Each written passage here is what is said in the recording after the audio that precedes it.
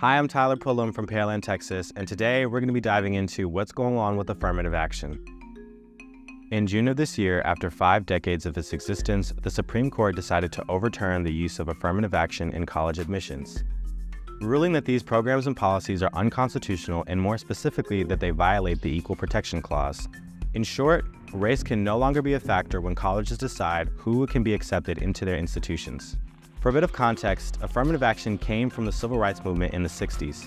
In relation to higher education, affirmative action is when a college or university can use a student's background such as race as a deciding element in the admissions process. The debate on whether these policies should exist goes back decades.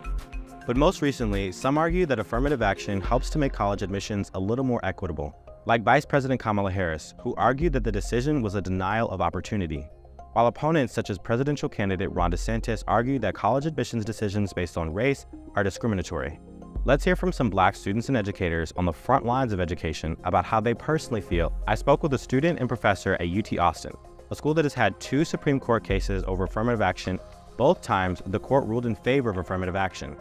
We've set up our education system in a way that the greater your advantages going in, the more likely you are to be well prepared for a great college and then admitted to a great college. I think affirmative action is an important policy because it recognizes the additional disparities and barriers that may be placed on a student. Though we know that affirmative action has been impactful for Black students, some feel that it hasn't been an extreme factor in admissions, at least not most recently. Admissions offices have become increasingly sophisticated in their capacity to assess students, and they might be taking race into account.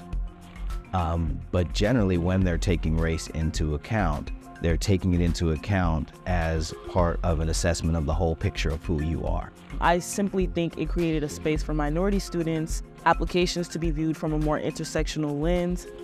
It provided consideration for the extenuating circumstances and possible hardships in relation to their identity. Through all the discourse, Dr. Foster and Psalm want you to know this. With or without affirmative action, one of the things that the U.S. has had a very difficult time wrapping its head around is the notion of Black excellence. It's tiring as a Black student to constantly have your intelligence questioned and interrogated. If you are a U.S. descended Black person, you are coming from a line of teachers and preachers and educators and activists and folks who have done amazing things in the world.